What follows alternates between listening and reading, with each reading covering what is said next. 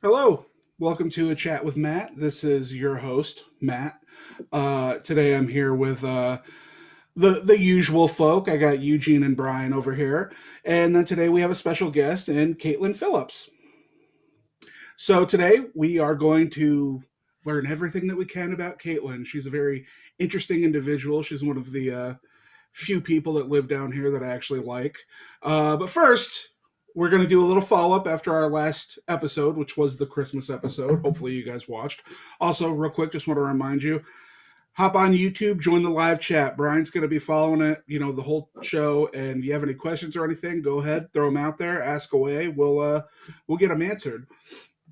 In our last episode, we celebrated Christmas because, it was Christmas, and why not? Eugene, how'd your Christmas go? Oh, social distance went off without a hitch. Yeah? You just sit in your bathrobe and... No, I actually went to my parents' house. Oh, okay. Christmas Eve. Christmas Day, just stayed home because we did everything the day before. So got to see my sister, her family, and my parents on Christmas Eve, and then took it easy on Christmas Day. Well, plus all the snow we got. Yeah, that was nice. Brian? Oh yeah, we had a good Christmas. The kids are happy. I got some Legos and I got Cyberpunk 2077. I'll enjoy that someday. So you got 1.5 gifts? That's fun. Yeah, here, I'll throw it up here real quick. I got this bad boy. Yes. Oh. I was really sad that we couldn't get together and play with our toys together. That would have been awesome. Yeah, my Christmas was pretty normal. Family came over Christmas Eve. We exchanged gifts then, and then the next day we went over to my mom's house and had dinner. It was nice. It was fun. So it wasn't too bad. I feel bad that there's a lot of people who didn't get to see their families and everything, and I get it, but, we see them all the time anyways. I'm sure they're fine.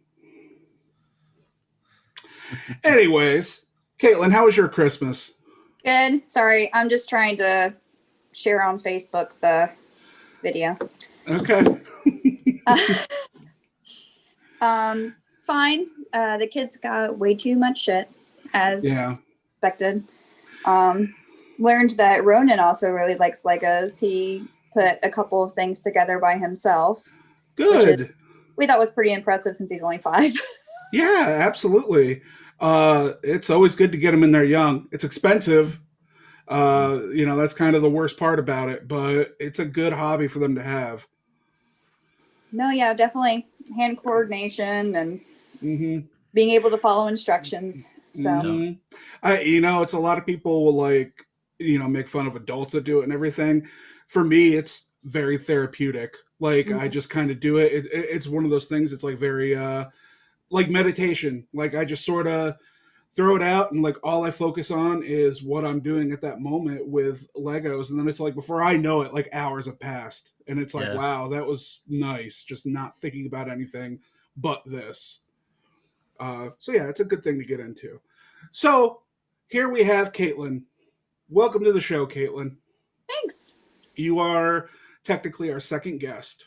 So you got a lot to live up to after Mark's amazing live performance that he did. So you've already told us that you're going to entertain us with some incredible impressions at the end of the show. The more I drink, it might get a little wonky there at the end. Okay, hey, that's fine. If you could do a slurring Mickey Mouse, that would be even better. So, go ahead.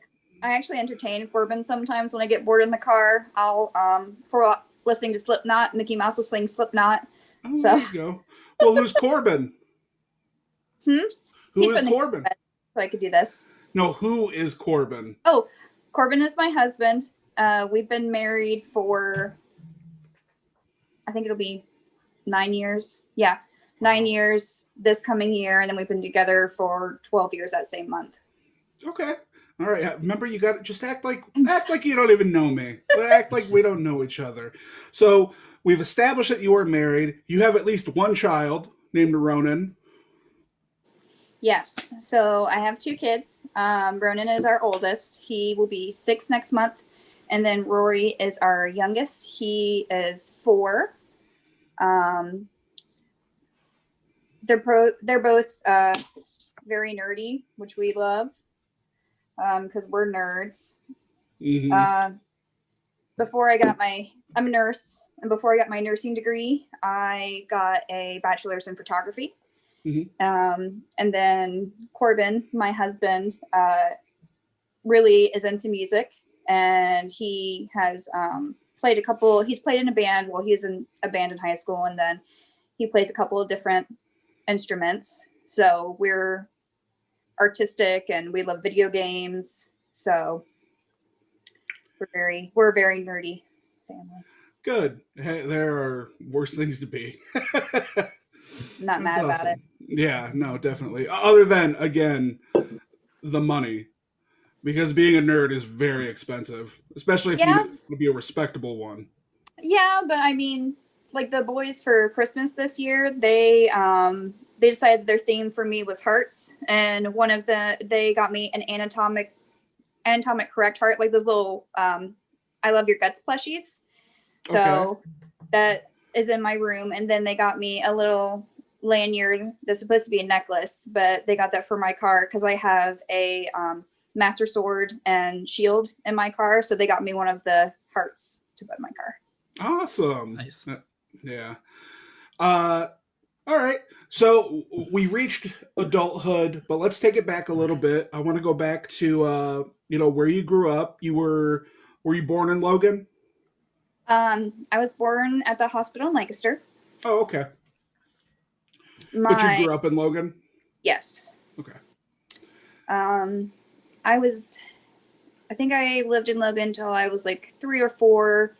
Went with my mom down to Tennessee for a year, and then came back and lived in Logan until I went off to college. Okay. But Oh, go ahead. my mom came back, she went to college herself, and she couldn't handle like me and going to college, so I spent all my time with my great grandmother, and I just ended up living with her until I graduated high school. Okay. So it was just a healthier relationship. Yes. I um gotcha. I By the time I started like spending nights over my mom's, I don't know what how far into like her nursing career that she was in, but it I don't I can't even remember, but I know that I would throw such fits when I went over there that half the time my grandma and Marty would just come over and pick me up because my mom didn't want to deal with me having a fit. But Marty is my grandmother's partner. To make a long story short, they're elderly, and they came from the background of that's not okay. Like, you don't talk about that kind of thing. So they were together, but it's nothing that they ever actually talked about. Um, it's kind of been talked about a little bit more since my grandmother died.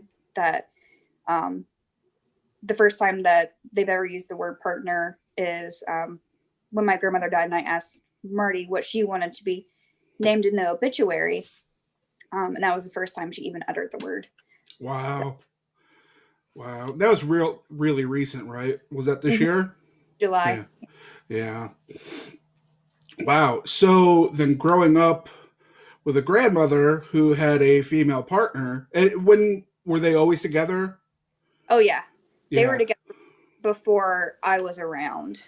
So that probably really put you in a certain mindset growing up. Like you were, I don't know, I would have to imagine you were a much more open minded individual. Yes, but also very naive. Um, my mother had a poor marriage. She'd had my brother, and then she got married, had my sister, and that relationship did not end well. And she had, as she worded it, well, I think it was like 13, maybe older, that she had an opportunity that she had met a woman who expressed interest in her. And so she was going to pursue it. And then that same conversation, she's like, you know, they're gay, right? And I was like, no, nuh-uh. Not And grandma. one day we're riding in the car and my grandma puts her arm around Marty. I'm like, look, she's right. Wow. Well, that's very Open-minded, interesting. very naive. Yeah. It's all right. You're a kid. You're supposed to be naive. So you just mentioned you have 2 siblings, a brother and a sister. I have 2 siblings by my mother and 3 siblings by my father. Wow. Okay. Are you close with any of them? I'm kind of close with, I'm probably more close with my siblings on my dad's side. I would like to say that I'm close to my brother on my mom's side, but I don't, like, we just probably in the last year or so, like, started getting closer just because, like, he's matured and like he's with a girl that has kids, so he had to mature very quickly Yeah. at that point. And then I'm just in general a little bit closer with my dad's family because I didn't actually get to meet my dad until I was like 5, I think. So it's a funny like nature versus nurture thing. Even though I probably before I was 18 had spent less than a total of a month with him, I'm more like him than anyone. Yeah. Well, that's strange. I mean, it's not strange, but it's, I don't know. You sound like you had an interesting childhood. So growing up then, like, would you say that you still had a normal childhood? Yeah. Yeah. I definitely I would say I had a normal childhood, although looking back on it, I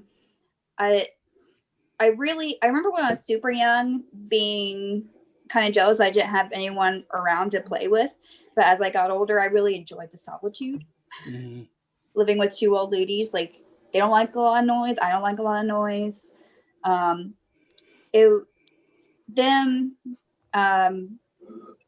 even though they weren't like openly gay or anything like that, like they were very like liberal and talked about Medicare rights and stuff like that. So a lot of my political stuff grows from there. And even though when I was really young, I didn't realize that they were gay, that is a big issue that I consider like politically. So, oh, Uh-oh, Matt blanked out. That's all right.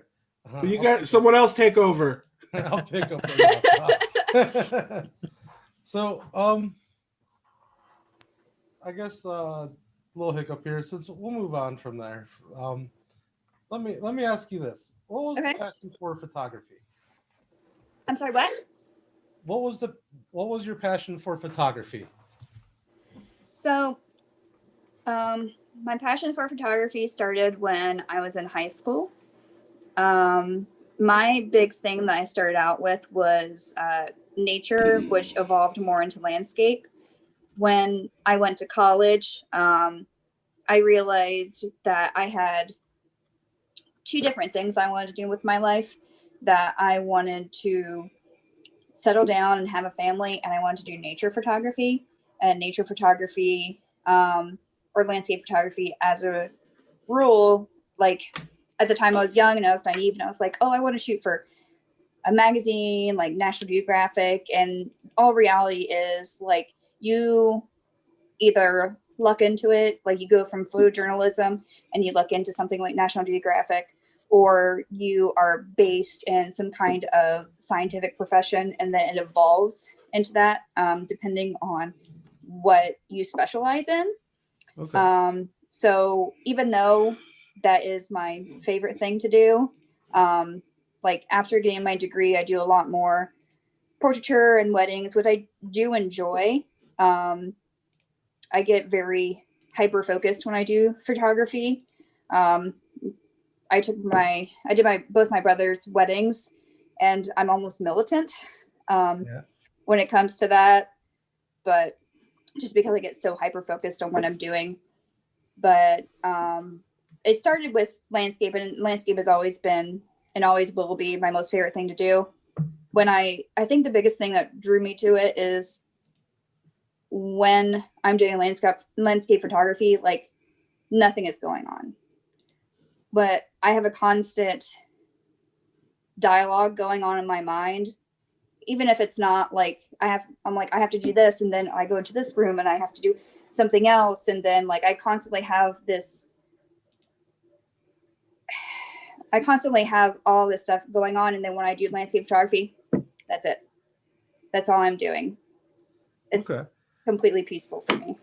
So just a little quick question. What kind of camera do you use? Right now, What do you prefer to use? I use a Sony A7 Mark III.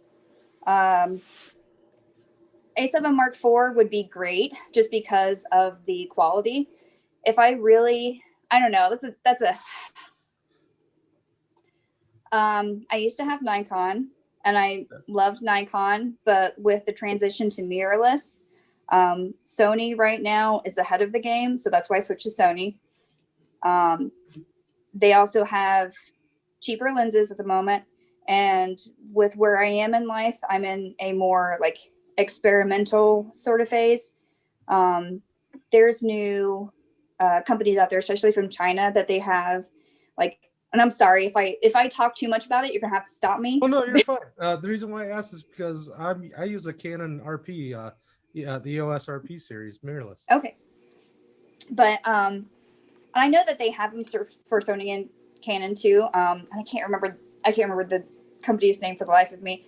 But it's a China-made and it's manual focus, but they have the most unique lenses out there. Oh my god, it kills me. I can't remember the name of it right now. They're all manual focus, but they have like wide angle lenses that don't look wide angle lens, or they have a macro that's like microscopic, and it's so fun to experiment with. Well, I don't mean to brag, but I use a Samsung Galaxy S10 and the pictures look pretty nice. That's all I'm saying. I feel like you genuinely get mad when I make comments like that. No, the kind of comments I get mad about is I don't know. Corbin probably never told you this, but we were at a coworker's wedding, and somebody else was taking photographs who by no means is that their profession. And my brother-in-law looks at me and is like, she's taking great pictures. You should take some tips from her. And I was like, Oh, just so you know, feel free to swear. We have a swear jar that we're going to implement over time. Yeah, it's our Patreon Well, instead of go to Matt. yeah. So real quick before we move on in your life, I have been asked before that when we are drinking something, we should let everybody know what we're drinking. A particular viewer likes to know. I am drinking some decaf coffee with a little bit of Frangelico and a little bit of Kahlua in it. I'm drinking coffee with Dunkin' Donuts creamer in it. I don't know how you drink caffeine this late at night. You just got some water, Eugene? Yeah, I'm going the healthy route today. That's all right. That's what I got in this bad boy. Caitlin, what you got going on? I've got the Hocking Hills Winery, the Zenfully Suite. Oh. Shout out to Allison, who's a coworker. That's her winery. All right. Awesome. All right. So we've talked about your photography. You went to college. Where did you go to college for photography? Art Institute of Pittsburgh. Okay. So you went there. What was that? Which is no longer a thing. Oh, really? Yeah, a lot of the art institutes have gone by the wayside because, they kind of did the catfish on a lot of kids. Oh, that sucks. Well, after that, you apparently decided to go into nursing. So that is a pretty big change. What was it that made you decide to go to nursing? That was the plan I devised when I was in high school. I knew that photography would be a moderately unstable field, and if I was successful in it, that it would probably take a while. So my plan was to go back and do nursing, and the plan was to do nursing and then, do stuff with my photography and then have that take over. But for a small time after I graduated, I had a little studio. But after I had kids, like, let's put, like, there's no time for that.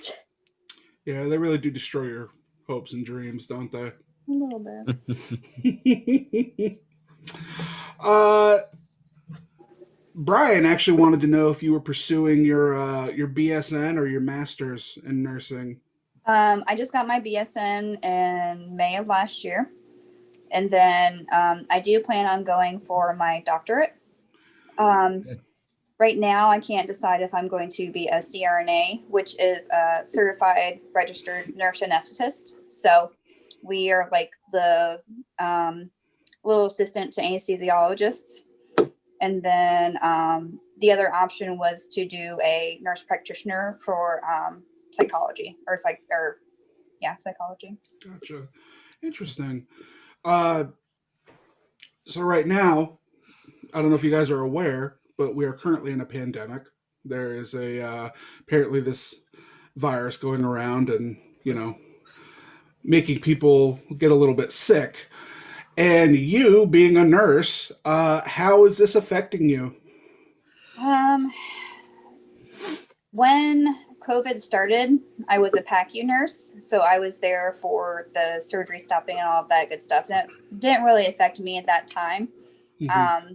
But I switched over to the surgical ICU in July of this year.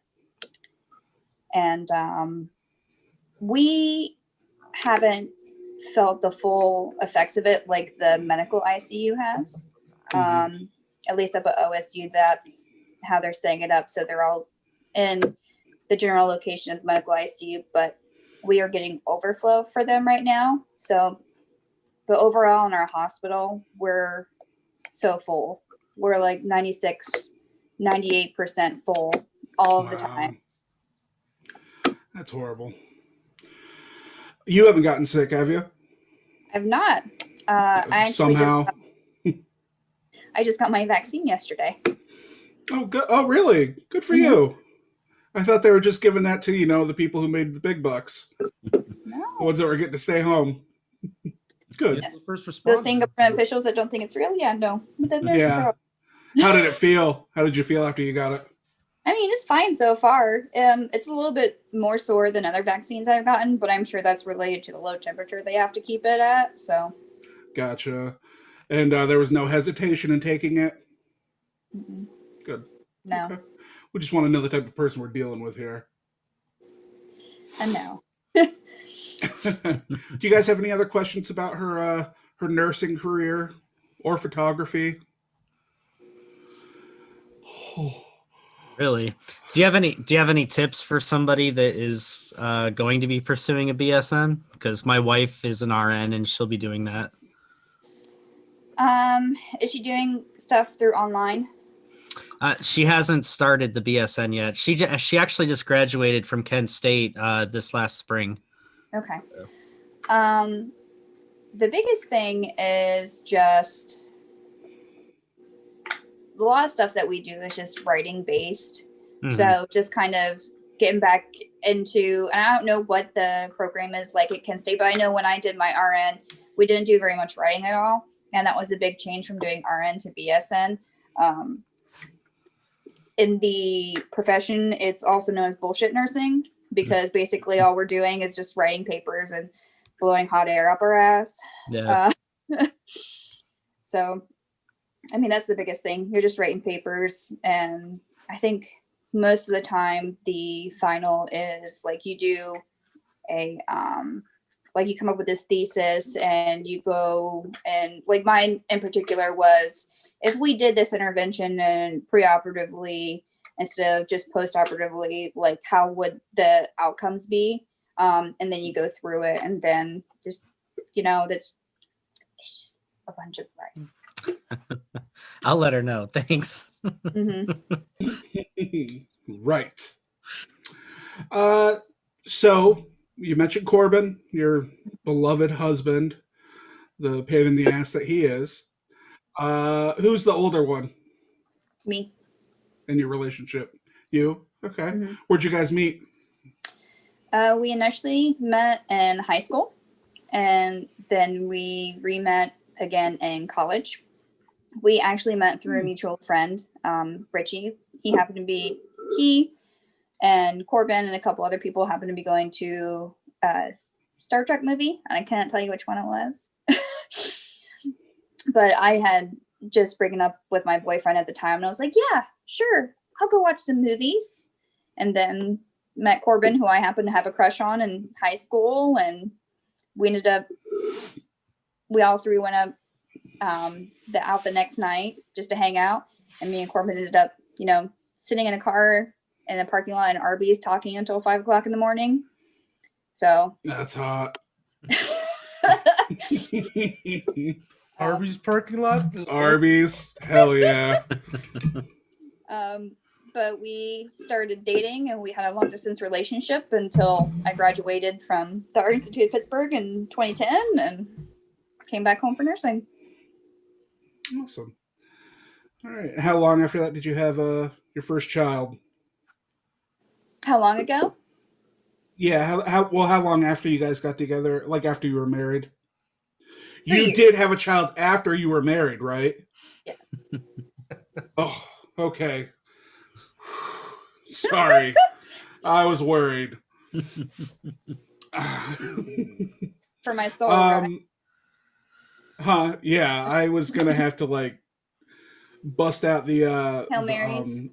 the minister card. And so when it comes to your kids and the punishments, who who deals with the punishments? Who's the good guy? Who's the bad guy? It kind of depends. I feel like if one of us feels like one's like going over to the bad guy side a little bit too far, the other one will compensate. Mm-hmm. Or if I've had it, I'll be like, Corbin, yes, you need to do this. So he's the bad guy. No, I mean, I'm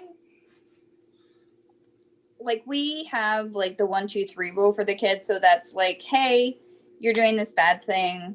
Like, if you don't stop, you're going to get counted. You get the count to 3. And I'll be like more stringent. Like, if you do it again, I'll count you. Okay, 1, 2, 3. Okay, time out for you. Whereas him and his parents who watch the kids are a little bit more lenient. He has gotten better with it since the kids have gotten older, but like, I'm very much like, okay, that's it. We're done. Gotcha. So, and I know you can't speak for Corbin, but for you, like, what are, I guess, some of your parenting inspirations? Like, where did you kind of take, like, because I've thought about this before as a person who doesn't have kids. I'm terrified of it because you sit there and you think about raising a kid, and a lot of it comes from how you were raised. What was good? What was bad? How did I end up like this? How did I end up like that? So, I guess really just like where do you, what inspired your parenting, I guess? I don't know, honestly. Like, He just winging it the whole time. I mean, Granny and Marty were great parents, but I also didn't do a lot to get in much trouble. A lot of the things I take away are like negative things, like probably from my mother that I want to make sure I don't do to my children. And granted, my mother has redeemed herself a little bit. She took care of my grandmother when she was dying. But before that, our relationship had always been strained. Mm-hmm. When I was younger, she would, and when I was younger myself, I had a very like degrading opinion of myself, and she would, whenever she would see me, it was nothing like, I love you, you look great, like you're doing a great job. It was like, your hair is so greasy, Caitlin, like what's this double chin, Caitlin? Like it was just not like, or she would have outbursts of anger, and I mean, I'm human, that happens to me too, but that helps me rein it in, like, okay, I need to calm down. Yeah. Is someone whistling a little tune? That's my washer. Oh, okay. Oh, yours sings to you too? That's always fun. Ours sings to us.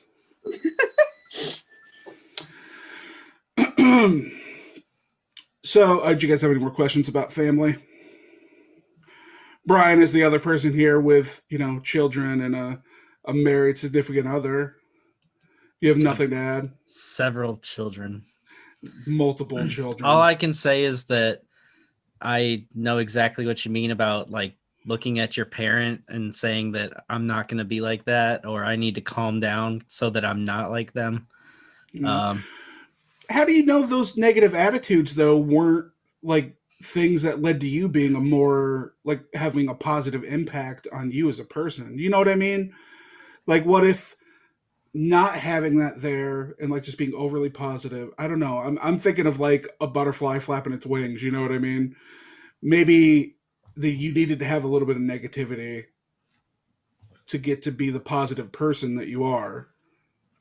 You're correct in some ways. Like my mother being the way that she was definitely impacted who I am today. But the negatives that came along with that, I'm not willing to hand over to my children. Yeah. And it might not have been as big of a deal if I wasn't so negative on myself. Mm-hmm. But whether she knew that or not, that it still had a major impact on me. And I already know some of the negative things that are going to impact my children because of my personality, and I don't need to add anything else to it. Gotcha. Understand. So let's talk about something a little bit fun. Actually, no, I don't want to get to the fun stuff yet. We'll save that more towards the end. So what is something that now we know you're passionate about your children, photography, nursing. What are other things that you find yourself like stuff you're very passionate about that people wouldn't expect?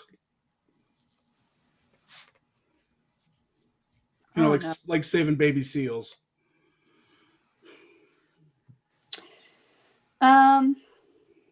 I really enjoy cooking. Yeah. Would you say you're passionate about cooking? I don't know. Do you know what passion is? I mean, you are married with 2 children. I would assume you had some idea of. I'm pretty sure having sex and being passionate about a certain subject are completely two different things. I was joking, clearly. One's full of lust and one's full of love. Two different things, right? All right, so how about this? See, I guess we should have made sure we added some more questions with our thing, because now I feel bad putting you on the spot. But if there is one thing on this planet, no, in our country, we'll just go with the country. If there's one thing in our country that you could change that you think would like really have a benefit to society, would really help people, like what's that one thing that you would change?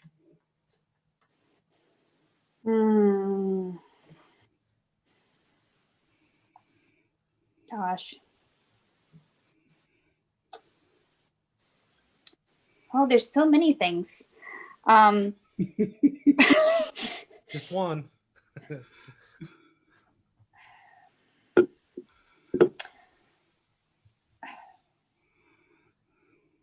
So I'm going to get a little political here. Okay, that's fine. Um, Sorry, Eugene. Put the NRA hat away. No, I mean, in all reality, like if I were to look at everything that I believe, I would belong more with the Green Party. But let's be honest, like anything other than a two-party system in this country, like is not happening for a long, long time down the road. No, I think probably the thing that I would change the most is I would just so this stems originally from I'd probably say equal rights for everyone. I don't mean women versus men necessarily, but like equal marriage rights and things like that. And I do know that there is that religious base to it that this country is very, very much married to. And I know that probably like every other religion, like it's man, woman, man, woman, man, woman. But I also know that if people could see the love that someone else could have for another person, even if they are the same gender, and the same things going on with the pandemic right now. I feel like there are some people out there that don't believe that the pandemic's going on, and a lot of those people have not seen that firsthand. And I do understand that a lot of what you experience is how you view the world, and that's a very understandable point of view, because that's how you shape your world. You have these experiences, and then you shape yourself from those. So I got off topic. No, you're That's all fine. right. We don't want to talk about that China virus. No. I get what you're saying. It's sad to me that what you're talking about is even like a political thing. Like politics has nothing to do with love or rights, gay rights or anything like that. Like that's to me it just seems like a completely separate thing. I don't know. It's like politics. I don't I know. think what she was trying to get at is like if religion didn't have a big thing to do with politics, we might further issue, we might fix more of the problems than we have I'm more. Yeah, and I guess that is the problem then, is that the religious beliefs have such a big impact on our politics when really they should be completely separate, which is a huge problem in this country, is that there is no separation of church and state, even though all these people harping about what our forefathers wanted for us. Well, they wanted us to have miniguns in our attic, whatever, that's fine. But what they did not want is church and state together. They wanted them separated, but that goes right out the window, and it's our country under God. So it's just all hypocrisy. People just want it, whatever way they want it, and it is what it is. I agree, though. I do think religion. I'm also one of those people, though, that really thinks that you could take religion out of anything, and it's just going to replace it. Something else will get wedged in there to take over that hate. I agree. I mean, there are certain aspects of religion that are great. Like there is a lot of money raised with churches. There's a lot of people with addiction after they are trying to rehab and they go to church and it helps them get through it. Like that sense of community.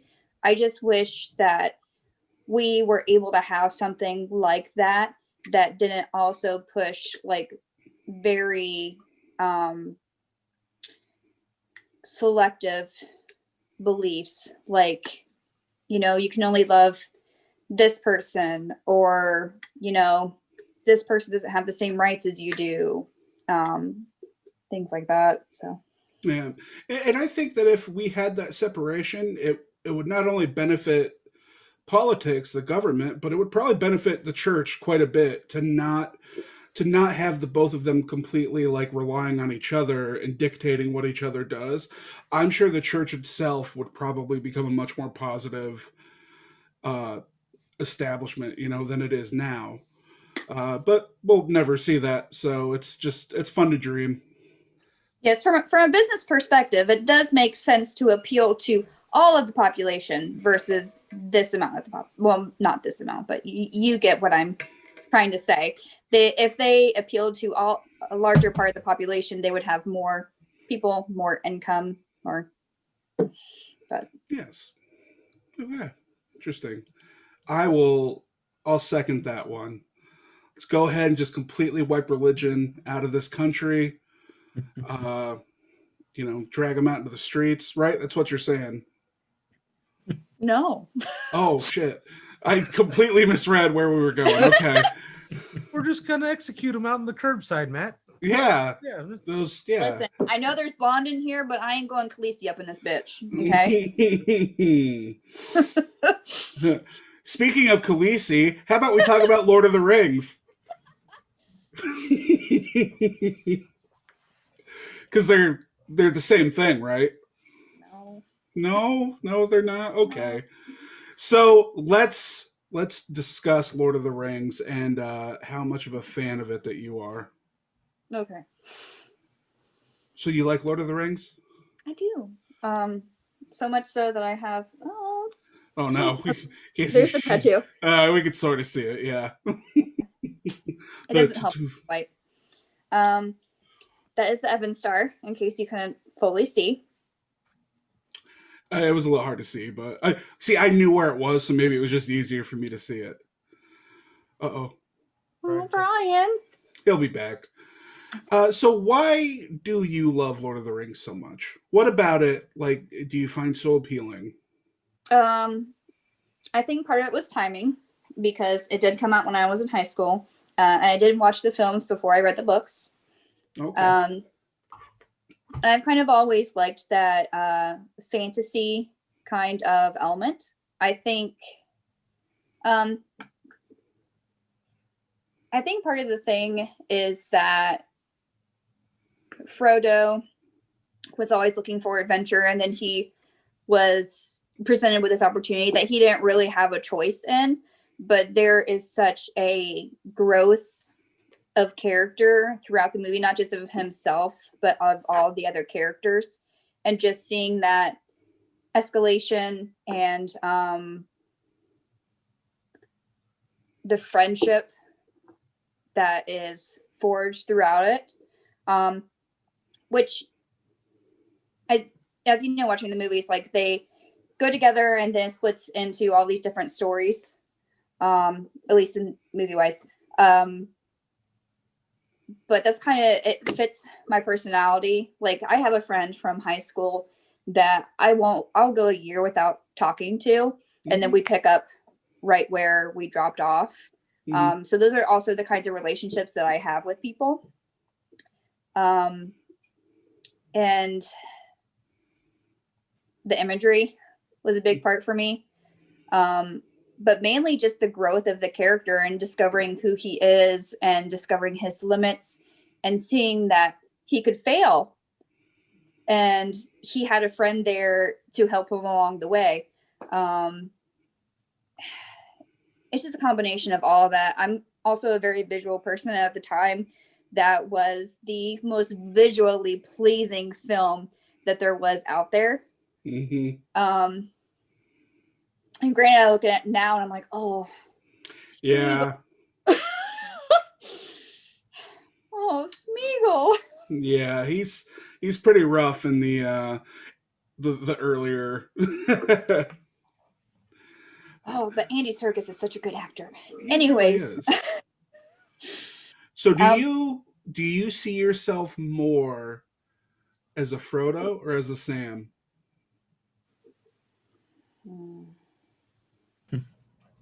Do you guys have an answer for that? I'm Sam. Sam? Yeah, definitely. I would say I'm a Sam too. Oh, I don't know. Probably more of a Frodo. Yeah. Well, Eugene, I can't carry it for you, but I can carry you. Well, you know. I would just drag you to the end of the fucking thing and just kick you into the lava. Appreciate it. At the chance of sounding cheesy, I would say in that situation, I would be a Frodo. I hate saying that because he's the main character and I cringe at the fact of that, but because of my character, like being super freaking stubborn, that I would continue to do that. And then my husband would be like, you can't fucking do it. I'm going to pick you up. Let's go anyways. You know, Frodo's the main character, but honestly, He can't do it without the rest of them. absolutely, he's almost like it's his will is strong, but overall, he's the weakest character out of everybody. Like physically, maybe not mentally, even though he's pretty, you know, losing it towards the end. But yeah, it's like he is the main character because he has. I don't see him as the main character though. I really don't. Like I just see him as one piece of the giant puzzle. Like you could say that movie is just as much about Sam as it is about Frodo. I think so, anyways. Or it could be about Aragorn and his rise to, you know, become king again. Sort of like Star Wars, you know. You could say it's about Luke Skywalker. You could say it's about Darth Vader. You could say it's about R2-D2 and C-3PO. So you could... You're fine saying you're a Frodo. That's all I'm saying. What do you think about The Hobbit? I enjoyed it. I know a lot of people didn't, but I also didn't view it as the Lord of the Rings. I didn't expect it to be a Lord of the Rings. And again, saw it before I read it. And I'm also a sucker for Benedict Cumberbatch. So that also helped. Yeah. He's just such a good actor. And I'm just... Yeah. I think my biggest disappointment with The Hobbit is that when you look at how much went into making The Lord of the Rings, the effort, the time, the detail, the care, the love, everything, the years and years of people's time and all the work. And it was like, it was more than a movie. It was, I don't even know what to call it. It was art. I mean, is what I would say Lord of the Rings is. Not that other movies aren't, but The Hobbit was just a movie. Is kind of how I look at it. Like you can see where the corners were cut and how the care and the time and the love wasn't in it the way it was with Lord of the Rings. I agree. For a 3-movie series, like there was a lot more character growth. There was a lot more investments in the storyline that also were more correlated with the book. There were some little hellos to the book, even though they couldn't fully cover them, like passing the stone trolls and things like that. Yeah, but Tom Bombadil. Oh, Tom Bombadil. My favorite part of the book. Oh, who's your favorite character in the whole series? And we're talking about the Lord of the Rings, correct? Yeah, we'll say Lord of the Rings.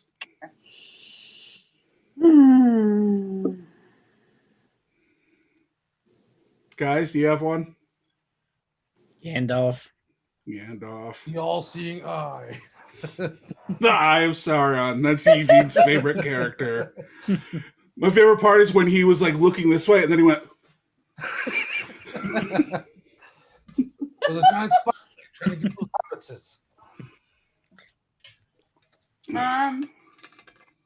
Yeah, I mean, that's so hard. As a just the character itself, Gandalf. If we're talking actor, it's probably completely different because I mean, you have to think of.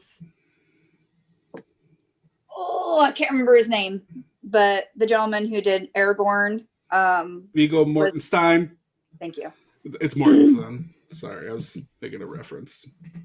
Was completely devoted to the character the whole time. You have Andy Serkis, who was one of the first people. Granted, he'd done other characters before that, where he, you know, obviously wasn't him. So he was used to that persona of bringing a character to the stage that wasn't even necessarily there yet. Mm-hmm. That's hard. Okay. You don't have to answer it. I'm sorry that was the most difficult question that we've asked you on this show. Who your favorite? So what is your from the Lord of the Rings series? Like what's your biggest takeaway from it? I guess. Whose question was that? Eugene? That was me. You want to elaborate a little bit on what you mean? Like your takeaways, like how did it impact you? Like what lesson did you out of the whole series did you take away from it? Is it the friendship? Was it the bonding of people? Was it the bonding of people to fight evil? Like what's your biggest takeaway? Like what was the most impactful part? Was of it that? Rohan showing up to save oh god, what the hell's the Gondor? Yeah, the Riders of Rohan. Even though they screwed him over.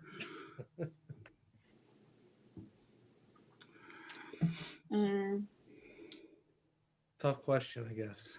Tough question. The friendship is part of it.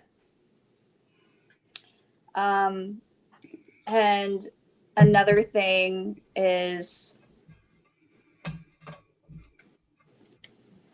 people's capacity, friendship,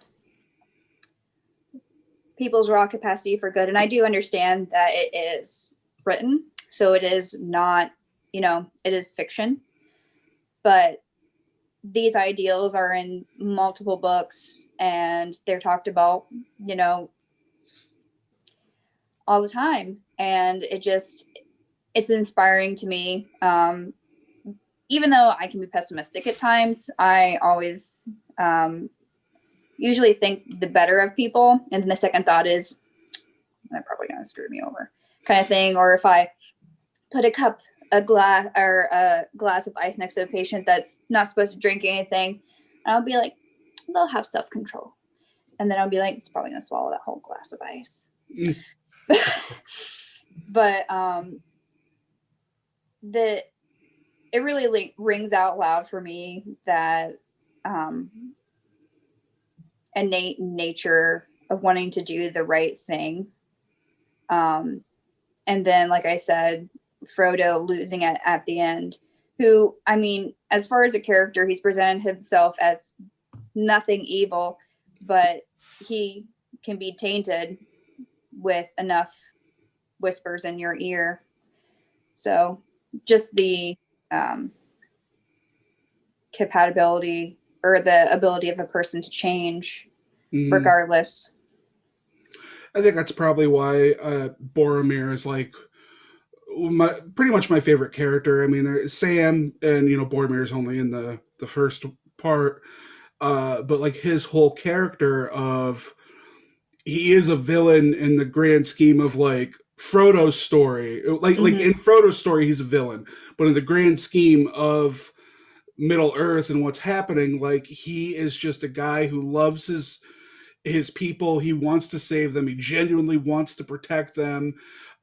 He's afraid that he's afraid that Frodo is gonna like fail, and he doesn't think that he's strong enough to do it, and so that's like what leads him to do what he does. And then after he does have that corruption with him, he realizes what he's done, and then he dies like a fucking boss. Because and like his story is perfect. It's like the only part. Well, not the only part, but I cry every time. Like it doesn't matter every time I've seen the movie. Every time he starts just getting hit with arrows, and then he has his little speech with Aragorn. Oh, it just comes down. But I also think the concept of friendship and love. Part of me wonders, like, is this the movie that started the whole idea of bromance? You know what I mean? Like with Frodo and Sam. And it's one of the movies I could think Are you sure it wasn't Scrubs? Well, yeah, I guess there is that too. But it goes back to Bill and Ted. No, dude, they were calling each other the F word, and yeah, there was no love there. But like it's very clearly like these two friends who just genuinely love and care about each other. It I don't know. There's a lot about those movies, the way they handle emotion and feelings. None of it's cheesy. Like it really is just these two guys who just like they're there at the end. Like they've gone through hell. Like they love each other. They're not afraid of it. But then there's like other moments. I feel like the past couple years we've seen so many cringy like girl power moments. Oh my Like God. I'm thinking of like Endgame. You know Yep. when they all. But the scene when Aowen like pulls her helmet off and she's like I'm no man and she like stabs the fucking Witch King in the head and kills him, like that was so badass. And like I don't think I'm sure there was people who were just like, oh yeah, it's just like a girl power thing, but I never once got the sense that that's like what that scene was. But the way that it was pulled off, filmed, acted, everything was just like so perfect. uh It was just a loophole to how to kill it. And that could be it too. I think a lot of it, you could look at it as just like, and maybe they even explain it in the books. I don't remember, but it's like the Witch King was so wrapped up in his own idea of who and what he was that he like completely failed. Like he just didn't even acknowledge that a woman could kill him because I don't know. It was just like an interesting theories I've read about why it happened, but really I think it just happened because she was there at the moment and had the opportunity and fucking took it. I'm sure Boromir could have done it. Sure. Oh, Well, yeah, also- Gimli could have did it too, right? Also, Mary, like, really, doesn't he stab him? So he, like, weakens him before she takes the kill. So really, it's a woman and a hobbit. Teamwork. Makes What the killed dream them? work. It's the whole theme of the movie, Matt. That's right. That's right. Can I'm going to tell you, this was already on here before you told us how good at impressions you were. Eugene would really like to hear your best Smeagol impression. Gotta give me a second.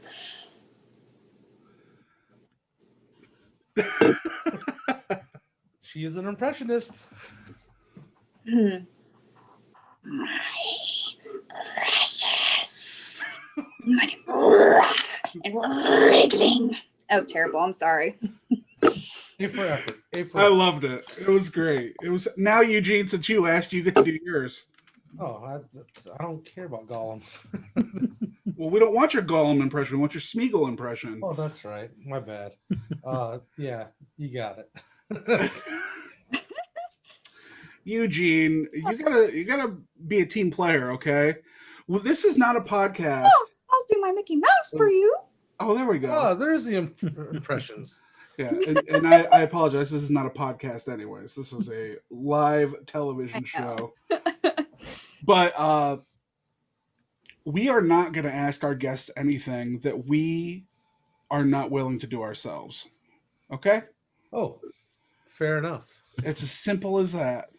I want you to remember that For next time. when we give the wheel a spin and think about the questions that you've written down on there. I totally will answer all those questions. So we kind of covered the stuff that we wanted to ask you. Is there anything that you want to tell us about yourself that we didn't cover? Like anything interesting, any interesting facts? Anything you want to promote? Well, I figure we get to that after we. Oh, well, That's fine. That's fine. You know what? Let's do that. Eugene, you got it. Wearing a mask? Huh? She said wearing what? a mask. Wear a mask. Put your masks on. Gotcha. Well, I know. When you go in the store, there's another strain that's more contagious, and I don't want more of you in my hospital. Yeah, and put it up over your nose, you fucking morons. Jesus So what she's telling Christ. people is be healthy. Be healthy, Yeah. people. Yeah. Be healthy. If you're bored at home, drink wine. I don't know. Find something to do. There's TikTok. People get stuck on that for hours. No. Don't So, TikTok, please. are you doing very much photography Like, because I know you do like weddings and stuff like that, but with COVID, are you kind of taking a break?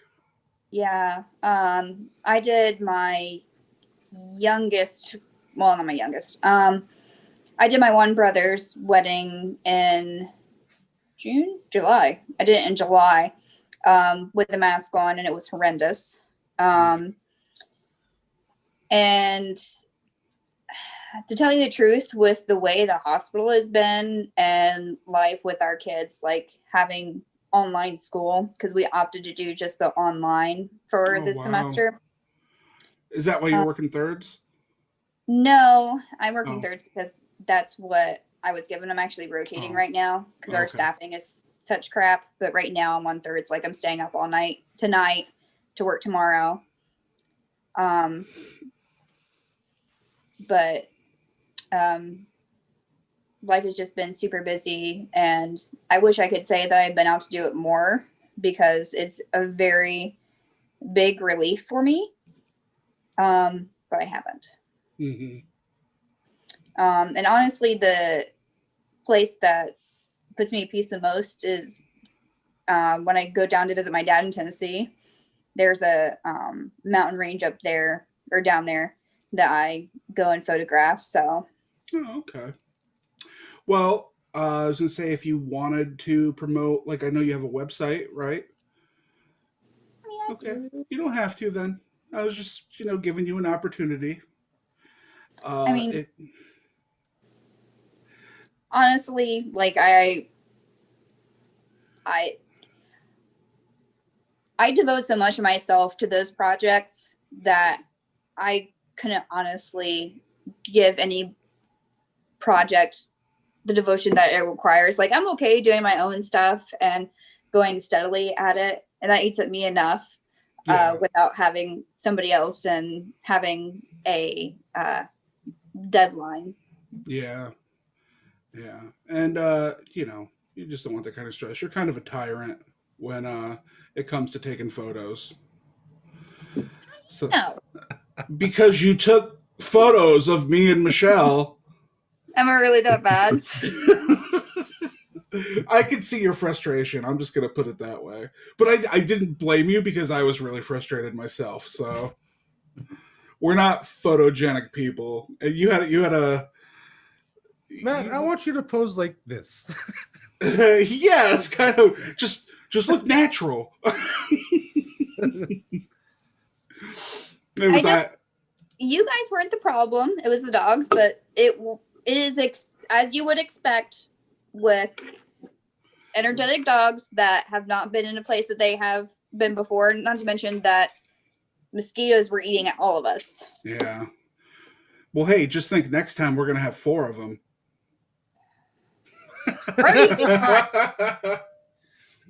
You should turn, you have the ability to turn it down. Unless you want the challenge. No. Oh God, I wouldn't even know how we do it. Like we had to hold the dogs last time, and that was just with the 2 of them.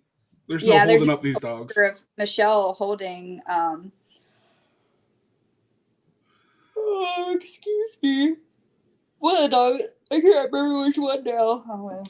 I feel like when you're doing a show and your guest is yawning in the middle of answering a question, things aren't going too well. Yeah, it means I need to spin that wheel. Make a deal. Yes. What's the wheel do? Oh, so what the wheel here is, there are numbers on it. And eventually we'll get to the point where we have the questions up on the board. But we're going to spin the wheel. And whatever number it lands on, we're going to ask you. And we would really like you to answer it as honestly as you possibly can. I probably will. I mean, you know that I don't have much problems answering much of anything. Some of them are just fun. Some are, just spin it. Spin it, Eugene.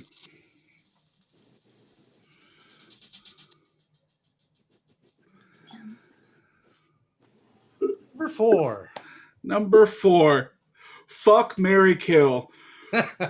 Freddy Krueger, Jason Voorhees, Michael Myers. I don't know who Jason Voorhees is. Friday the 13th, hockey mask. Okay, what was the first one? Freddy Krueger. Kill him first because he's a child molester, obviously. No, he's a child killer. n- They specifically do not call him a child molester. They call him a child killer. Now, in the history of serial killers who murder children, very rarely do they not also molest them. But in the context of A Nightmare on Elm Street, he is a murderer, not a molester. Perhaps in the original, but the new one is very much insinuated that he does molest children. So kill. Well, number one, that doesn't exist. And number two, isn't it also implied that he was innocent in the new one? I only watched it one time because it was fucking horrible trash. No, it's not. You thought he was innocent until you got to the boiler room and you're like, oh, fuck. Oh, he's just pumping away at kids? Huh? I said, oh, he's just pumping away at kids? Oh, that was too much. All right, so we're going to kill Freddy Krueger even though he's already dead, so good luck. Now you got to fuck one and you got to marry one. Jason Voorhees and Michael Myers.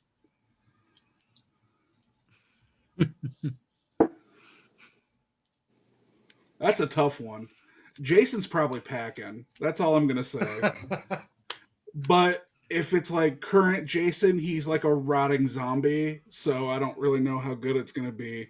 Michael Well, then it would have to be fuck Jason because that's only at least once. And then marry Michael. You're going to marry the socially inept dude who just randomly for no reason. Okay, hey, it's the you answered it. But of course the rule. Jason's a zombie and he has super big mommy issues. Michael has mommy and daddy issues, not a zombie. True, this is true. So the rule that I was going to tell Brian and Eugene is that if your question that you came up with gets picked, then you also have to answer it. Just so the guest doesn't feel like, they're the only one answering. Like I said just a minute ago, we're not going to ask anything we wouldn't answer ourselves. So I came up with this question. But technically I only had to do it because Brian didn't come up with his questions. So Brian, fuck, marry, kill, Freddy, Jason, and Michael. Let me think here. I really want you to think about this. Pros and cons. I know this isn't quite a who's your favorite Lord of the Rings character tier question when it comes to, all the factors that got to go into it. But it's a big one. I'm going to fuck Freddy. All right. He probably would be fun. He's got like a magic tongue and stuff. Mm-hmm. Turn into anything you want, right? He's hilarious too. He'll be talking the whole time if you're into that. Nah. You can't really kill Jason because he's already a zombie. So I'll kill Michael, and then that leaves me to marry Jason. You know what, man? You'll be safe. I mean, just look at it that way. Like, he will protect you. Or I could just stay here in Ohio and don't have to deal with him at all. I don't know, man. Because he doesn't leave his area. He did in part 2. He leaves to go kill the girl that survives the end of part 1. But that was revenge. Manhattan. That was revenge for his mother's death. He's not coming to Ohio. No, that was love that he had for his mom, which caused the revenge, meaning that the love that he has for you after you get married will lead him to leave. Yeah, maybe. And he'll take care of you. That's fine. You could probably clean him up a little bit. Like, I mean, he's gross, but I'm sure I'd leave a mask on him. He'll get rid of all my problems. Yeah. Big city either. Come on. I wonder how big of a city, like, what's too big for him? Is Conneaut too big? Is Ashtabula too big? All right, these are just questions I'll answer myself later on. All right, so we heard your Mickey impression. Any other impressions? Mm. This is the last thing we're going to ask you. Gotcha.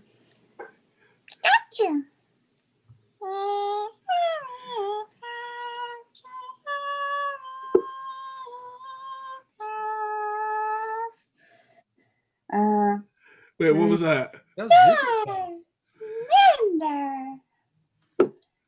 The set. I don't know what these my are. Pokemon. Oh my Pokemon God. game, yeah. Sorry. Sorry, she doesn't do an Agumon for you. Yeah, I was just going to say, if you were popping out, throwing out some Digimon there, I'd be all about it. Oh shoot. Pokemon? Oh crap. What's the one with the little wings? Patamon? Is it Alamon? I think it's. I couldn't. He turns into Angelmon. I know that. Yes.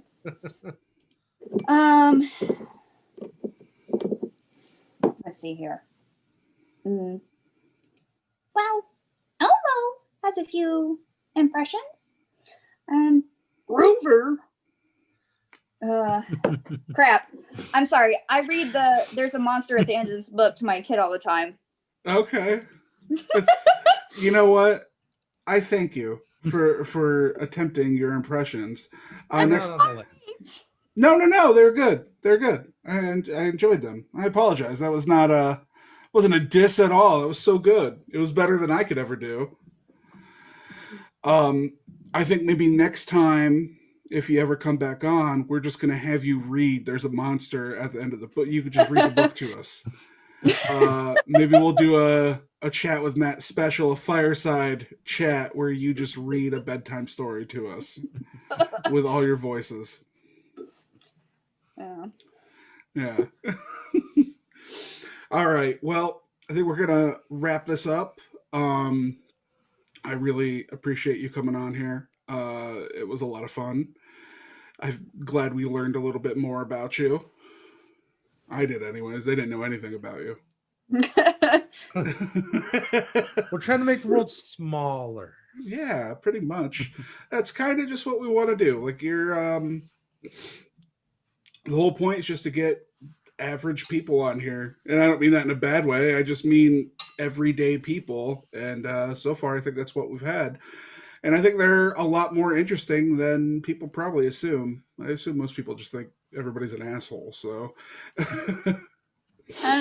there's a lot of things that I didn't think people experience that, I saw whatever in movies or whatever. And then I got to talk to my patients and I'm like, oh shit, this actually happens to people. Yeah, absolutely. Yeah, our talk that we had with Mark 2 episodes ago was really nice. Maybe you could take the time to fucking watch that. Well, I mean, I can. I'm staying up all night. I just gotta, unpack all the things that I got from the auction site to put in our house. Yeah. What drove you to go to the auction? Just you wanted stuff? Well, I mean, because we eventually plan to move to Tennessee. So, there are things that we need to fix at the house, like that we can buy, like lighting and, you can get flooring and stuff from there. So I'm just, and like sinks. So one of our projects is to fix up the bathrooms. So just getting stuff off there that would be much less expensive than buying it at the store. Gotcha. So just to let Eugene and Brian know, if you want to know how terrible Lancaster is, they are the second group of friends that plan on moving. One of them has already left. And they'll be gone too, out of the friends that we've made since we've moved down here. So even, these people are trying to get the fuck out. So in our defense, it's because I'm closer with my father's family and they live in Tennessee. Oh, there you go. And once Corbin's issues all come to a head, you can just let him roam around in Tennessee and people will just think he's like a Sasquatch. Just It won't matter. They'll just go around and say things like, that poor boy, he needs Jesus. That's right. They'd fix his blood sugar. They'd fix his eyes. They'd just make him right if he would just get right with Jesus. His diabetes. He's got the diabetes sugar. You know, Matt, them moving away is one more reason to come back to the lake. Yep. Well, you find us jobs, Eugene, and we'll be there. I don't know if we'll probably never come back. Michelle doesn't want to move back to Conneaut. So I don't know if I want to. Move to Menor. All right, I don't want to talk, but we'll talk about this off air. Come see us next Tuesday at 9 p.m. Same place, same time. We are going to have our next guest on. His name is John Gilbert. He's a good guy. He's an artist. He lives in New York. He will be here, and we actually got guests lined up for the next couple weeks. So yeah, we'll be here for a while until we run out of people to talk to, anyways. Yeah. Thanks for being here, guys. Thank you, Caitlin. Thank you, Eugene, for the wheel. Thank you, Brian, for monitoring the chat. Nobody asked a single question. I looked at it and saw there was some whatever that stupid game is, chat. The Cyberpunk. I didn't even see that. I saw Melcher and Eugene talking about it. I chimed in on it. Yeah. Oh, Cyberpunk's sexist. Is it? There are 3 different penises and only 1 vagina, Matt. Yeah, I've read about these issues. I want a vagina so big that it just pops out of the pants. Listen, there are like 21 different vaginas, Matt. Ridiculous. I'm aware there is a variety of vaginas out there. I think it's ridiculous that you can't have both. Why not? Why not? Lady on steroids has a teeny peeny. Yeah. Or just like, all kinds of things. Just big, massive clitoris. Big meat curtains just hanging down. I mean, there could be all kinds of things. There's such a variety of vaginas. What a waste of a game. Talk about this when I drink. You know what? On vagina talk? You know what's sad is that game kind of just proves that video games just try to appeal to men. Because it very clearly is just like, we got to let these dudes have these big honking dongers. But let's not worry about the girl. Probably because people who made the game don't even know there's different kinds of vaginas. I'm just going to guess that much. I should have did digital art instead of photography. Yeah, you could have been the vagina person on Cyberpunk. I assume it's going to be added in later, like just as a DLC. Better be. It's going to be a patch up. I'll be eating the MFers every day. That's right. Yeah. Oh yeah, guys, we got the vagina DLC. It's in here now. Oh my god. And then the dudes, all you can change is the wiener, right? Like you can't change the balls. Correct. You can. I think you can. I don't know what you can change about your chest muscles. I know for the females that you can change your breast size, and then I think for both of them you can change areolas, and then for the men you can change penis size, and then you just get the one vagina. Yeah, well, the only thing for the penis was you can either have it sheathed or cut. I didn't realize you could do that. Yeah, that's the only two you get. Sheath, cut, and then length. What about girthiness, veiny? Nope. You need the veins in it. Nope. What about the slight discoloration? That sometimes happens. The rug burn. Sure, yeah. Bean burn in this case, whatever. This is so. And then after all that time that you put into your perfect cock, you can't even see it in the game. Well, I don't know. If you're a lady, you might be able to. Seeing as how you. Then it's just hanging out. If your game glitches, then you might see it. Is somebody really? There are a lot of asses right now. Is there somebody really playing that game and dialogue? They're just like, he wouldn't be talking to me like this if he knew how big my fucking dick was. What is the purpose? I mean, I don't know. Do you want to know? Corbin was playing the other day, and his his partner at the time, whomever he is, not him. He was doing a quest, and the dude bends over, and I was like, look at that ass, because it was glitching. The fuck? Do you get certain perks based on the size of it. Like, God I damn. mean, that would depend. I don't know. We haven't gotten, I don't know.